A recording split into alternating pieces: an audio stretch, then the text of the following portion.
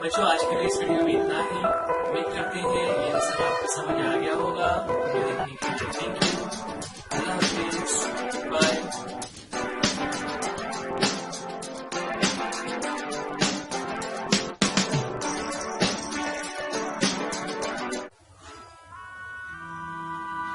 अस्सलाम वालेकुम बच्चों, आज 6th स्टैंडर्ड इंग्लिश के एक नए लेसन के साथ आपके सामने हाजिर है। ये वीडियो मुंबई महानगर पालिका वर्चुअल क्लास की तरफ से पेश किया जा रहा है। मैं Ansari Rashid Akhtar 6th standard English के एक नए लेसन के साथ। चलिए शुरू करते हैं आज का हमारा लेसन।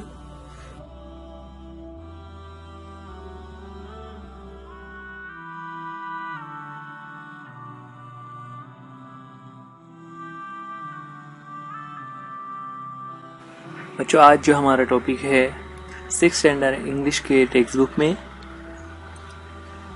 आज हमारी सेकंड यूनिट का एक फर्स्ट पोएम लेने जा रहे हैं।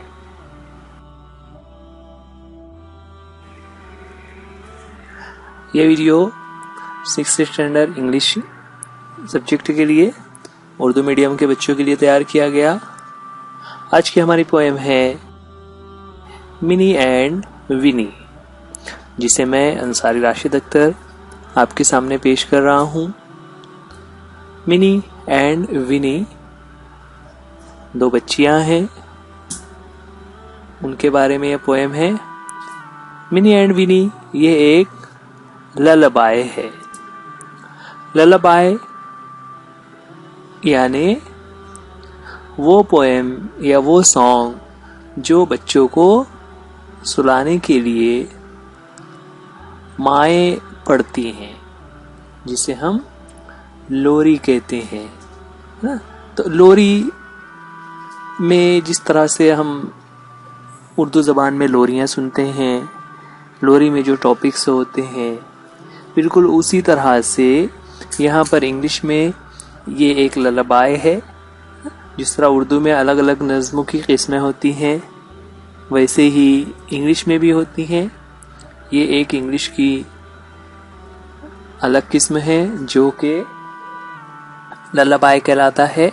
बच्चों, अगर आप गौर करें तो जो लोरी होती है उसमें बच्चों को ख़ास तौर से रिदम ज़्यादा अहम होता है। यानी बच्चों को, जिस बच्चे को सुलाया जा रहा है उसे वो वर्ड्स तो नहीं समझ आ रहे होते हैं, लेकिन जिस तरीके से गाकर उसे पढ़ा जाता है तो उस गाने की वजह से, उस तरन्नुम की वजह से, उस रिदम की वजह से बच्चे को नींद आना शुरू हो जाती है। आमतौर से जो लोरियां होती हैं उसमें चांद और तारों की बातें की जाती हैं ना। इसी तरह दूसरे जो हैरत अंगेज चीज़ें हमारे आसपास होती हैं उनका तस्करा किया जाता है ना। चांद, तारे, सूरज वगैरह, इनकी बातें वहाँ पर बयान की जाती है। तो और साथ ही साथ उसमें नींद, ख्वाब, सोने उठने, इस तरह की बातों को लोरी में पेश किया जाता है। यहाँ पर इसी तरह की ये लोरी है, एक लल्लाबाय, जिसमें पोएट ने दो बच्चियां हैं मिनी एंड विनी, उनके बारे में ये लोरी लिखी गई थी। तो देखते हैं पहले हम एक एक स्टांजा पढ़ते हैं, उसके बाद उसके मीनिंग को भी समझने की कोशिश करेंगे।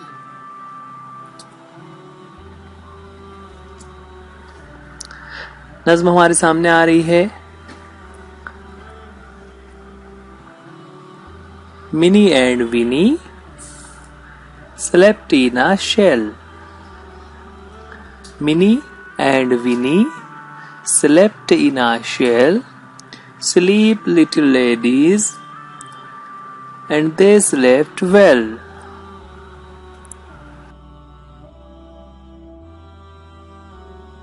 Minnie and Winnie slept in a shell.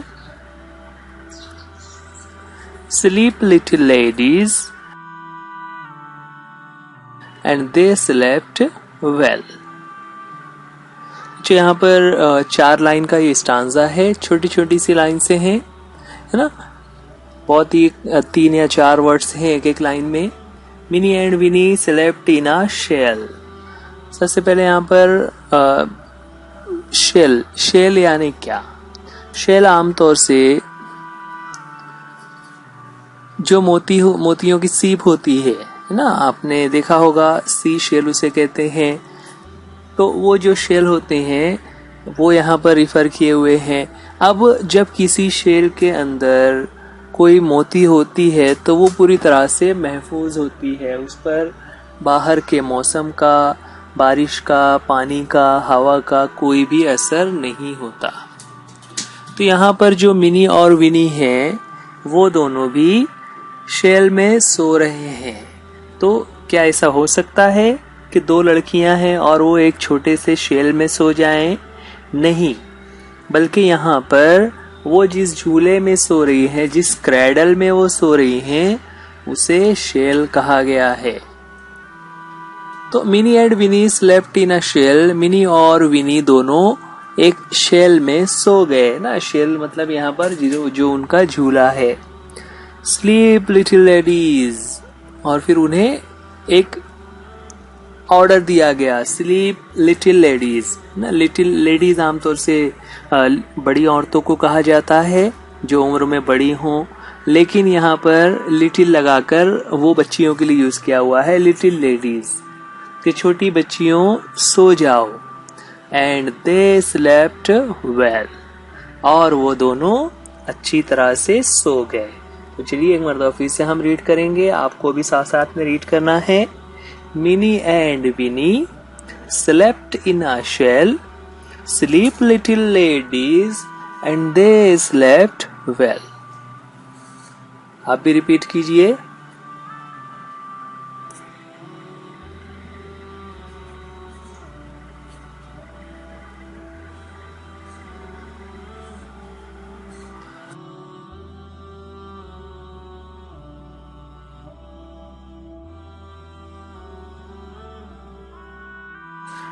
That's very good. तो एक मरतबा हम साथ में पढ़ लेते हैं. Minnie and Winnie slept in a shell. Sleep little ladies and they slept well. चलिए आगे बढ़ते हैं, नेक्स्ट स्टांजा पर आएंगे. नेक्स्ट स्टांजा भी उसी बात को कंटिन्यू करते हुए है. Pink was the shell within, silver without. Sounds of the great sea wandered about.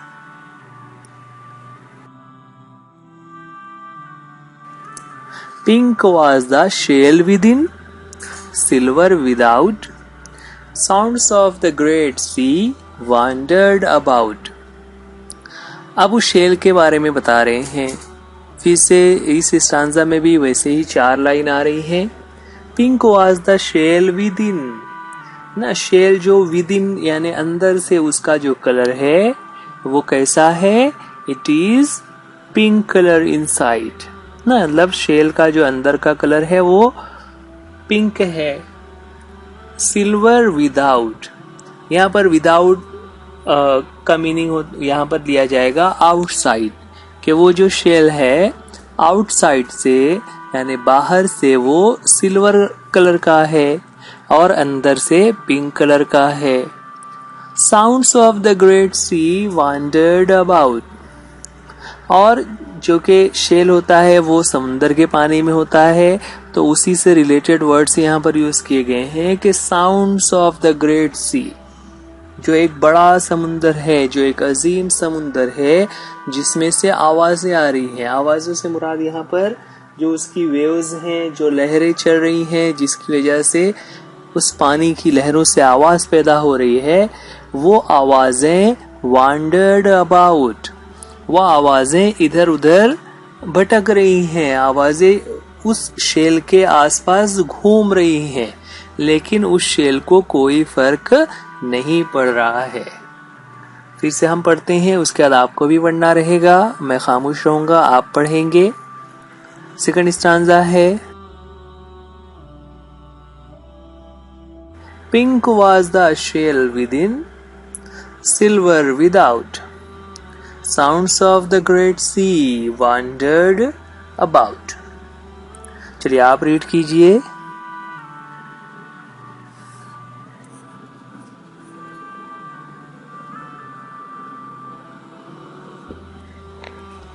आपको तेज आवाज में उसे पढ़ना है ताकि आपके पेरेंट्स, आपके आसपास में जो भाई बहन हैं, आप वो भी सुन सकें। ठीक है, एक मर्तबा हम साथ में पढ़ेंगे, आप मेरे साथ साथ पढ़ना शुरू कीजिए। Pink was the shell within, silver without. Sounds of the great sea wandered about. ये था हमारा स्टांसा जिसमें कलर के बारे में बताया गया ना। यहाँ पर उसका मीनिंग हमारी बुक में दिया हुआ था। विदाउट का मतलब आउटसाइड। नेक्स्ट स्टांजा में आते हैं जिसमें वैसे ही 4 लाइन्स आने वाली हैं। Asleep little ladies, sleep little ladies, wake not soon. Echo on echo, dies to the moon. Again there are 4 lines in this stanza. इसमें क्या बता रहे हैं, फिर से उन्हें एक इंस्ट्रक्शन दे रहे हैं, हिदायत दी जा रही है कि स्लीप लिटिल लेडीज, कि छोटी सी बच्चियों आप दोनों सो जाओ। वेक नॉट सून, और सोने के बाद जल्दी मत उठना, यानी पूरी नींद लेना, इत्मीनान से सोए रहना। Wake not soon, echo on echo, dies to the moon. ना इको ऑन इको, देखिए यहाँ पर इको ये खास वर्ड है, उसका मीनिंग हमारे बुक में दिया हुआ है। Echo a sound that is heard again. Echo on echo means that sounds are heard again and again. वो रात का वक्त है और जो आवाजें आ रही हैं वो एक के बाद एक, जैसे यहाँ पर ऊपर स्टांजा में आ रहा था कि जो वेव्स ऑफ सी हैं उससे जो आवाजें आ रही हैं वो भी आवाजें लगातार जारी रहती हैं, और वो आवाजें ऐसा लगता है डाइज टू द मून, चांद तक पहुंच जाती हैं। डाइज का मतलब खत्म हो जाना, तो वो चांद पर जाकर ही वो आवाजें रुकती हैं, वहां जाकर खत्म होती है। तो बाहर हर तरफ वो आवाज गूंज रही होती है, बार बार सुनाई दे रही होती है। हम स्टांजा पढ़ते हैं, इसके बाद आपको पढ़ना रहेगा। Sleep little ladies, wake not soon. Echo on echo, dies to the moon. चलिए आपको पढ़ना है, लाउड रीडिंग करना है, शुरू कीजिए।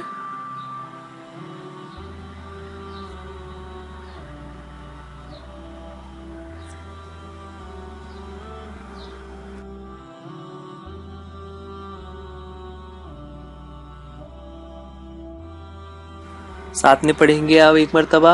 Sleep little ladies, wake not soon, echo on echo, dies to the moon.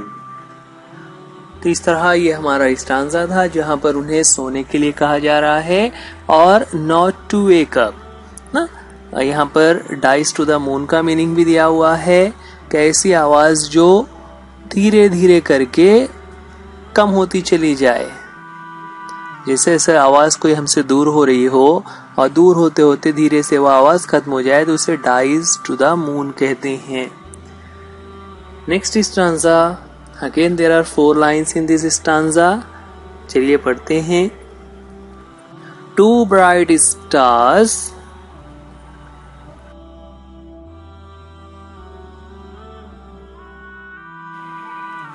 peeped into the shell. 2 bright stars peeped into the shell. What are they dreaming? What are they dreaming of? Who can tell? जब यहाँ पर दोनों बच्चियां mini and Winnie shell में सो रही हैं, तो सबको ये लग रहा है कि भाई कैसे सो रहे हैं, क्या कर रहे हैं। तो यहाँ पर तारों की बात आ गई। 2 ब्राइट स्टार्स, 2 रोशन सितारे, पीप्ड, बच्चों यहाँ पर ये पीप के आगे जो कॉमा लगाकर डी लगा हुआ है, एपोस्ट्रोफी वाला कॉमा लगा हुआ है ऊपर की तरफ, और उसके बाद डी लगा हुआ है, वो एक्चुअल में यहाँ पर नीचे उसका मीनिंग दिया हुआ है, वो है ईडी। तो बहुत मर्तबा ऐसा होता है कि पोएट्स अपने लाइन को रिदम में लाने के लिए ई को कट करके वहां पर कॉमा लगा देते हैं, लेकिन उसका मीनिंग चेंज नहीं होता। उसे पढ़ेंगे पीप्ड। पीप्ड का मतलब होता है देखना, झांकना। peeped into the shell, 2 bright stars peeped into the shell, के 2 ब्राइट स्टार्स हैं, उन्होंने उस शेल के अंदर झांक कर देखने की कोशिश की। क्यों देख रहे थे? वो ये जानना चाह रहे थे What are they dreaming of, कि वो दोनों क्या ड्रीमिंग कर रहे हैं, क्या ख्वाब बुन रही हैं। एंड हु कैन टेल, और क्या ख्वाब बुन रही है ये कोई बता सकता है? नहीं, कोई नहीं बता सकता। तो इसीलिए यहाँ पर क्वेश्चन का फॉर्म यूज किया हुआ है हु कैन टेल, कौन बता सकता है दोनों क्या ख्वाब देख रही है।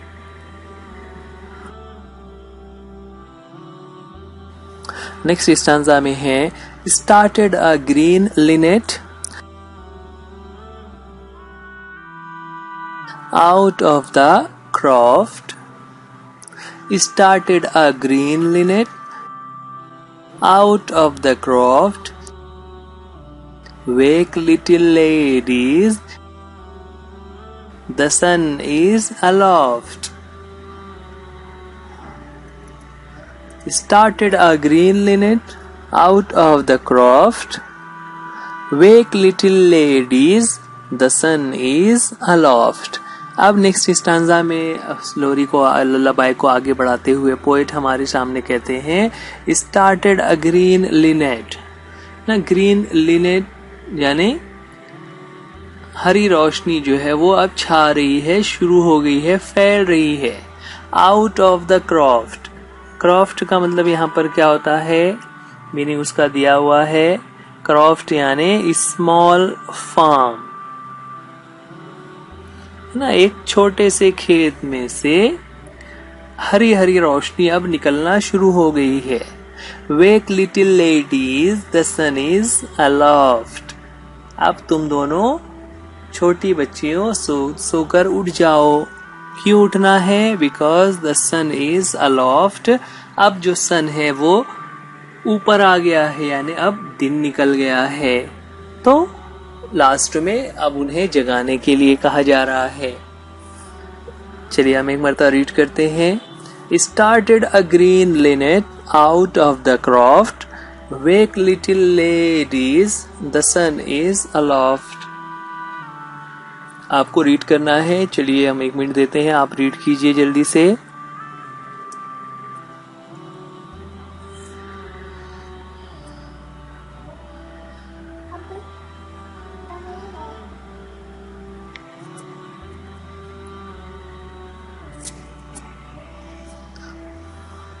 चलिए एक मरतबा फिर से हम पढ़ लेंगे। Started a green linnet out of the croft, wake little ladies, the sun is aloft.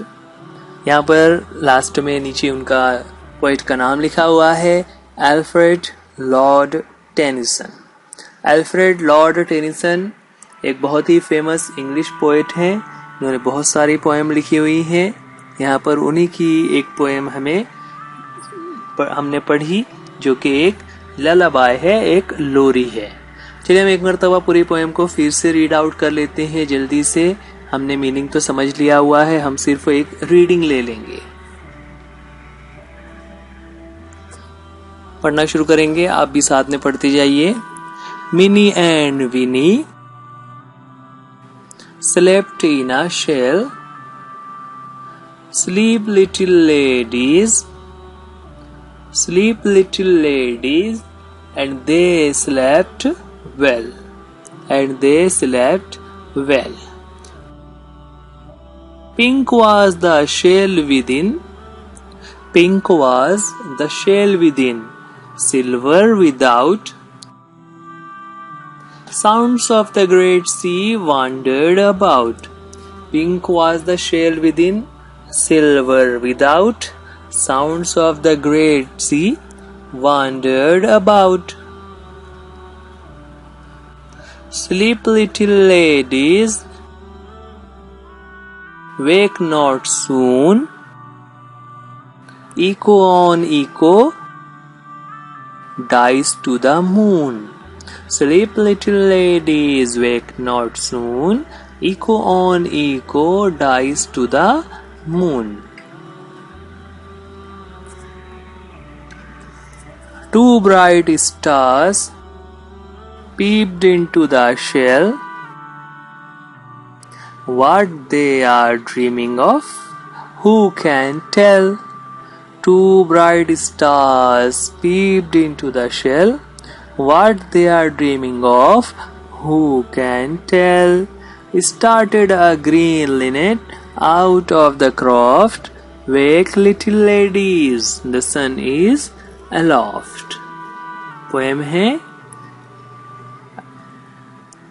जिसके पोएट हैं Alfred Lord Tennyson.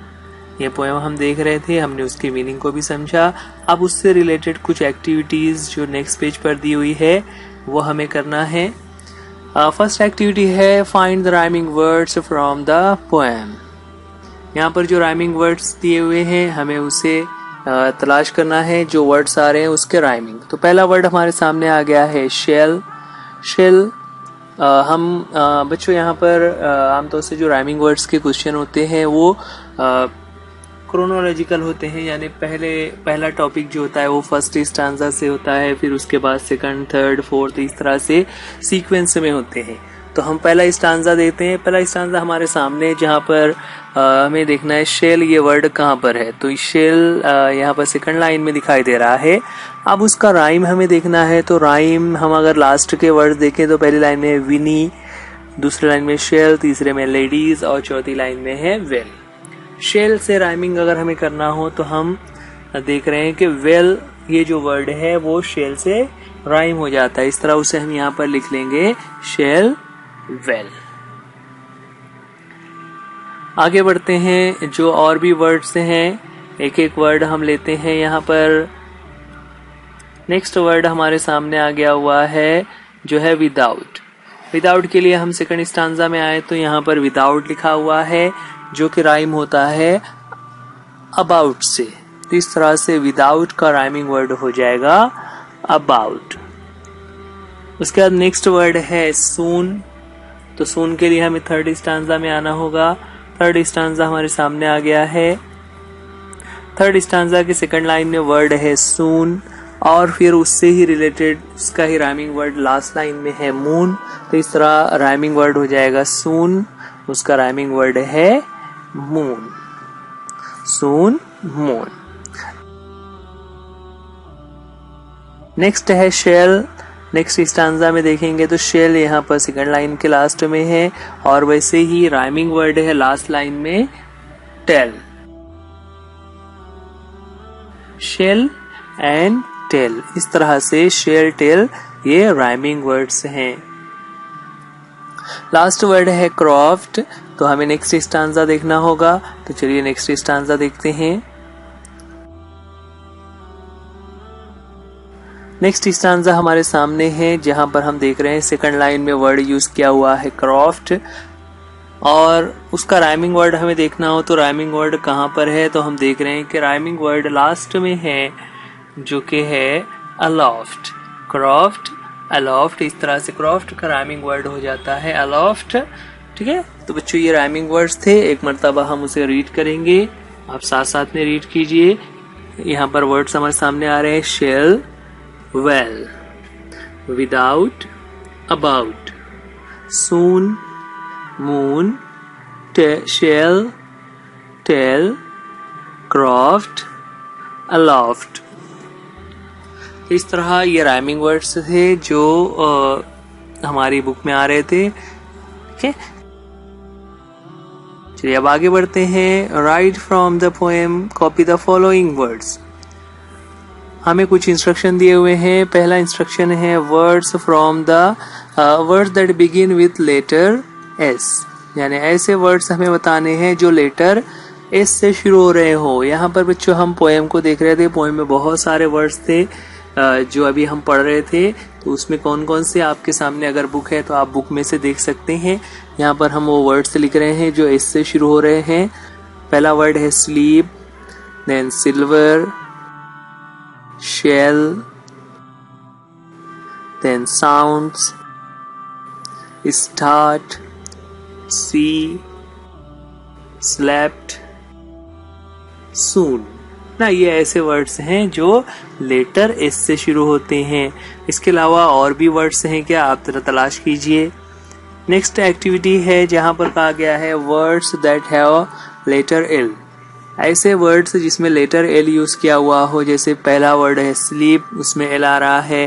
Then we have silver, then shell, little, ladies, tell, linnet, और लास्ट में है अलोफ्ट। तो ये ऐसे words हैं जिसमें एल लेटर का यूज किया हुआ है। नेक्स्ट एक्टिविटी पर आते हैं जो कि है right 3 pairs of opposite words. तो पहला अपोजिट वर्ड हम नज्म जब पढ़ रहे थे उसमें आ रहा था स्लीप एंड वेक।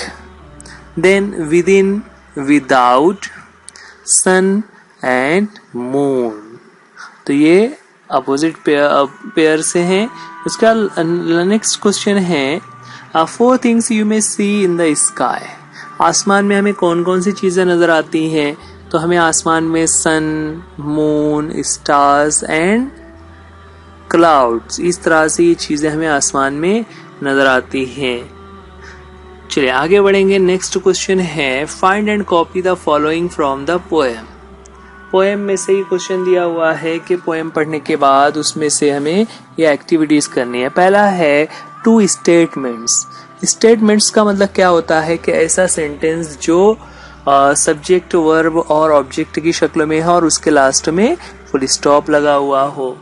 तो यहाँ पर Minnie and Winnie slept in a shell, ये एक स्टेटमेंट है। इसी तरह दूसरा स्टेटमेंट हम देखें तो उसमें पोएम में आ रहा था जहां पर फुल स्टॉप लगा हुआ हो, pink was the shell within. यहाँ पर लास्ट में फुल स्टॉप है, pink was the shell within. ये दोनों सेंटेंसेस स्टेटमेंट की टाइप हैं। चलिए नेक्स्ट देखते हैं। नेक्स्ट क्वेश्चन है right 2 questions from the poem. ऐसे 2 लाइन से बतानी है जिसमें क्वेश्चन पूछा हुआ हो। तो जाहिर सी बात है क्वेश्चन है तो उसमें क्वेश्चन मार्क होना चाहिए। जैसे यहाँ पर है what are they dreaming of, उसमें क्वेश्चन मार्क लगा हुआ है, यानी वो एक क्वेश्चन है। और नेक्स्ट क्वेश्चन है हु कैन टेल, ये भी एक क्वेश्चन है। तो इस तरह से there are 2 questions in this poem. Then 2 commands. Commands यानी ऐसा सेंटेंस जिसमें कोई काम करने के लिए कहा जा रहा हो। Sleep well, sleep little ladies, यहाँ पर सोने के लिए कहा जा रहा है। इसी तरह वेक नॉट सून, कि जल्दी से मत उठना, ये भी एक इंस्ट्रक्शन है, एक कमांड है जहां पर उन दोनों बच्चियों को उठने से मना किया जा रहा है। तो ये कुछ एक्टिविटीज थी जो हमारी पोएम में दी हुई है, उसे हमने यहाँ पर सॉल्व किया। ठीक है बच्चों, ये वीडियो आप BMC एजुकेशनल डिपार्टमेंट की तरफ से उर्दू मीडियम के चैनल पर देख रहे हैं। आप इस चैनल को सब्सक्राइब कीजिए, वीडियो को लाइक कीजिए, वीडियो को अपने दोस्तों के साथ शेयर कीजिए और जो भी वीडियो में बातें बताई जा रही हैं उसको समझने की कोशिश कीजिए। बच्चों आज के लिए इस वीडियो में इतना ही। उम्मीद करते हैं ये लेसन आपको समझ आ गया होगा। वीडियो देखने के लिए थैंक यू। अल्लाह हाफिज, गुड बाय।